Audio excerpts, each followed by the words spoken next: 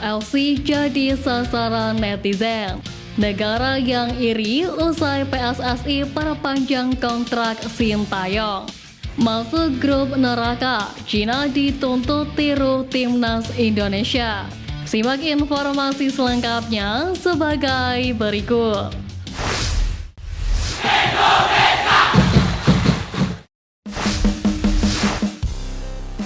Anti kritik, AFC jadi sasaran netizen. Induk Sepak Bola Asia atau AFC menjadi bulan-bulanan netizen tanah air berkat keputusannya yang merugikan timnas Indonesia.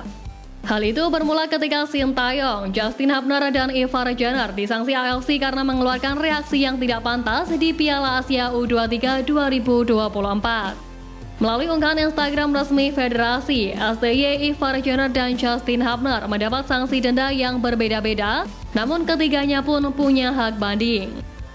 Hubner dan Jenner didenda $5.000 atau setara 81,7 juta rupiah, sedangkan Sintayong didenda lebih besar yakni $7.500 atau setara 122,6 juta rupiah.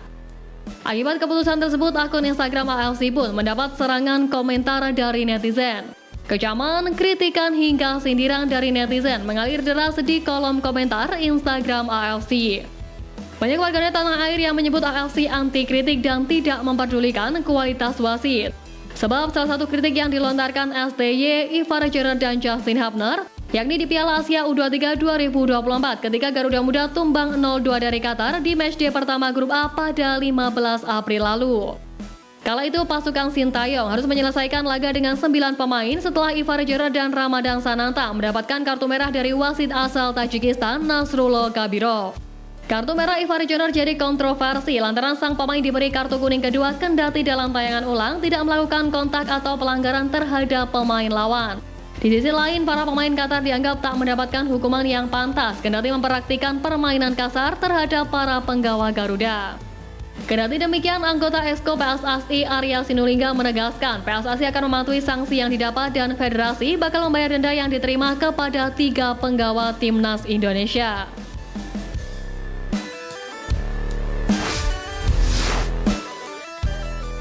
Negara yang iri usai PSSI perpanjang kontrak Sintayong.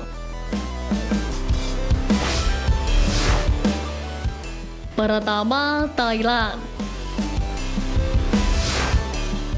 Status Thailand sebagai raja sepak bola di Asia Tenggara pelan-pelan mulai digeser oleh timnas Indonesia. Salah satu buktinya adalah kegagalan Thailand lolos ke babak ketiga kualifikasi Piala Dunia 2026. Di saat bersamaan, timnas Indonesia pun melaju ke babak tersebut. Bisa dibilang hanya masalah waktu bagi timnas Indonesia untuk menggeser status Thailand di status tim terkuat di ASEAN.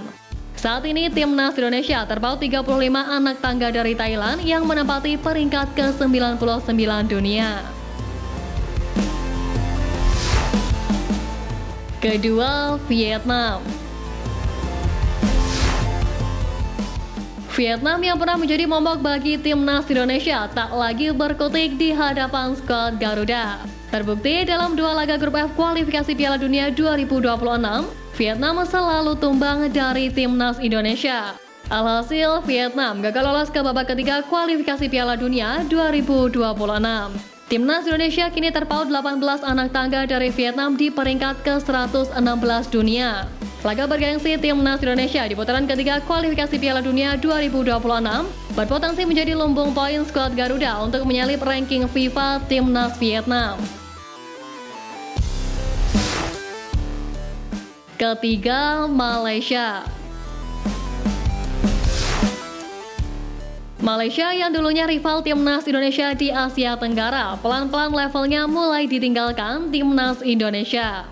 Malaysia sudah terlewati ranking FIFA-nya oleh timnas Indonesia, yakni peringkat 135 berbanding 134 milik tim asuhan Sintayong. Skuad Garuda berpotensi menjauhi Malaysia di ranking FIFA jika tampil apik di babak ketiga kualifikasi Piala Dunia 2026.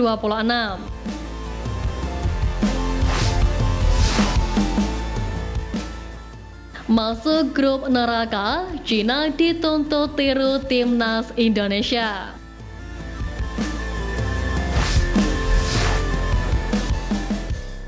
Kabar menarik datang dari timnas Cina yang diminta untuk meniru strategi naturalisasi timnas Indonesia agar bisa meraih hasil bagus di putaran ketiga kualifikasi Piala Dunia 2026 mendatang.